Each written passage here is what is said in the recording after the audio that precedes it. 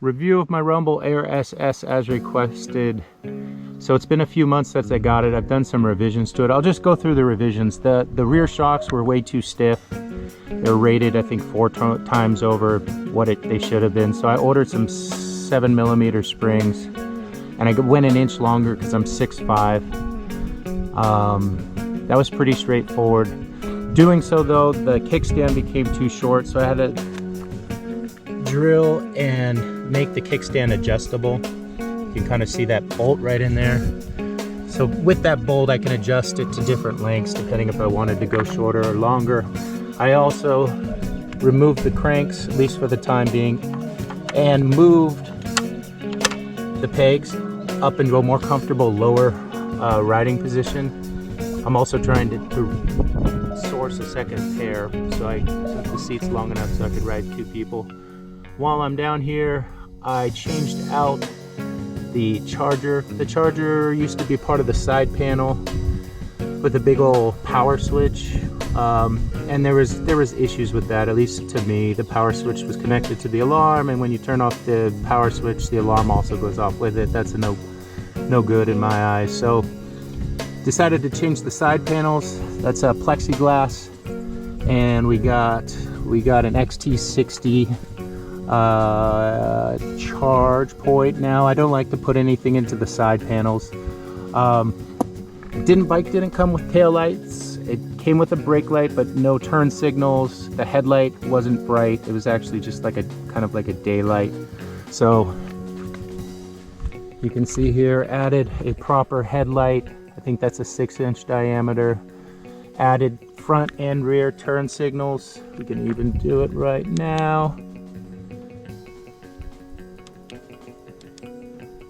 And wired these up differently. This is the first time I've wired up just a single relay before the actual turn signal itself. So you only have to use one relay, and a cool feature with this is you can actually go hazards, which I don't know if people have done that before, if I just stumbled into that.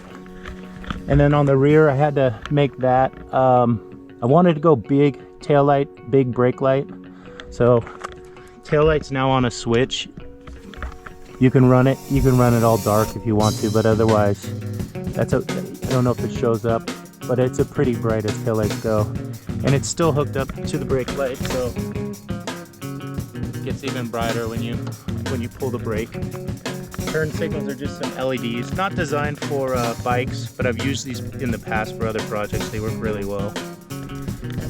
Other than that, the bike didn't come with a horn, so I had to figure out a place where to mount the horn. Horn's underneath.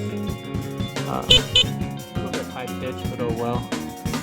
Headlight, also all through the same controls. Super bright. Too bright. And then side panels. Replaced the side panels. I wanted something that I could get off super quick, so these side panels don't need any tools. They're knurled, so you can just use your fingers. I also had to chase all the threads to the bolts. I noticed they're kind of sloppily done.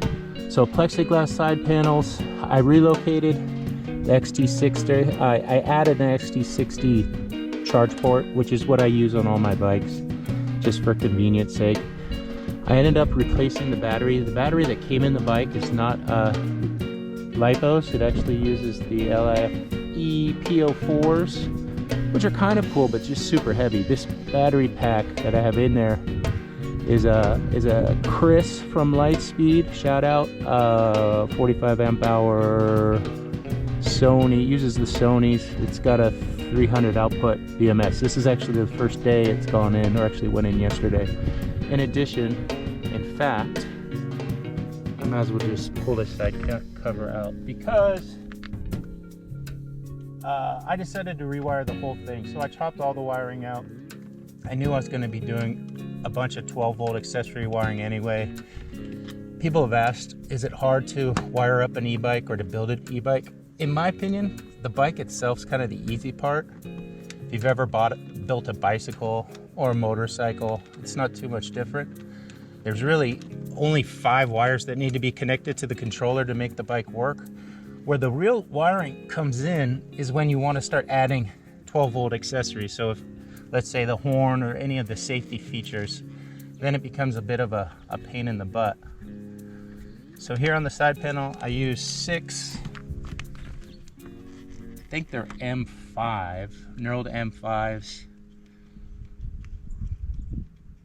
What are they called? Acorn bolts? I don't know. I've seen different names on these. But pretty simple to take off. The plexiglass is not obviously the strongest material in the world.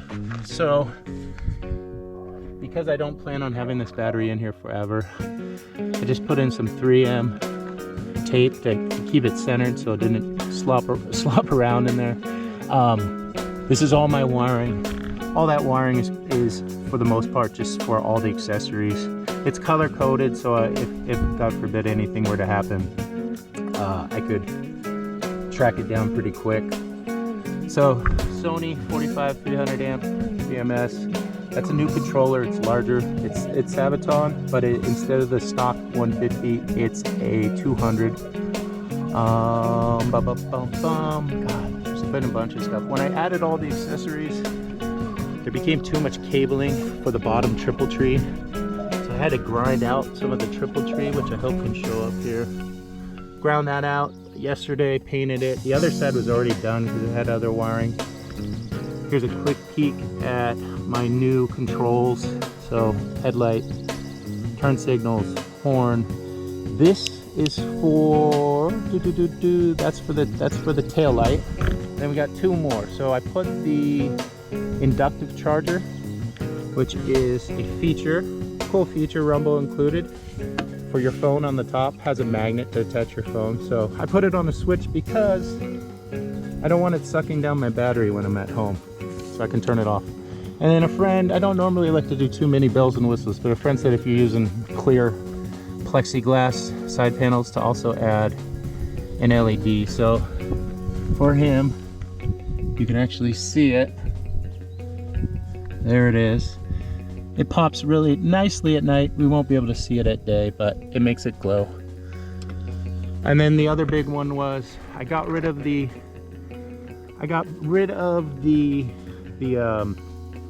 what's it called? The cycle analysts. There's a reason for it. We don't have to get into it, but they're not reliable. A few things that come stock on the Rumble are not reliable the way they're done, but they'll work for the time being. So don't be too fearful. Enjoy your bike. But for me, the simple stuff is the way to go. I actually like the throttle. I've used primarily throttles on grips, but I kind of like the thumb throttle. But that could be because I'm old. And then the keyed ignition. Very simple, straightforward. All I use now is a voltmeter that's attached to it. That's my gas tank. It's like a $14 part. I order like 3 of them in case I ever do need to replace it. That's pretty much it. So the bike's pretty much done. I'll probably have I'm thinking about having Chris make a custom battery. You can see how much space I have in here. So this is just kind of for now, and eventually that battery's going to go on the Onyx. I'm thinking of maybe trying to get a 60 amp hour thrown in here. It should fit it easily. And then other things. The fuel tank is a totally faux fuel tank, and it's pretty thick gauged aluminum. It's pretty heavy, and the bike's naturally heavy, especially with the battery that they use stock. So that battery saved me 10 pounds with more power output. And that fuel tank, I'm thinking, it's not a final decision, but I'm thinking take that aluminum off and build a Lego fuel tank. What do we think? Lego fuel tank? I'm getting close to doing it. I have to go up in the attic, pull them out, pull the old set out. So that might be the last revision for now. I'll always end up trying to make things go faster, but I'm pretty sure this bike, before I did the mods, could get into the 60s. So, and that's really all that I ever wanted out of this build. Sure, it could do a little faster now, but you know, for that motor, anything more than, I don't know, 60 sustained, you're gonna run into heat issues. And then additionally, just in case you're interested, this bike came with really strong brakes. And because it came in with strong brakes in the front and rear, it's actually the strongest brakes I've ever had on an e-bike, I decided not to run regen or the e-brake. And that's primarily for cooling. So now when I'm off throttle, I want that motor to intentionally start to cool down. That's pretty much it, guys. I wish I could take a cool ride video, but I really don't have any way to film it. And I'm running low on battery, but maybe another day. All right, later.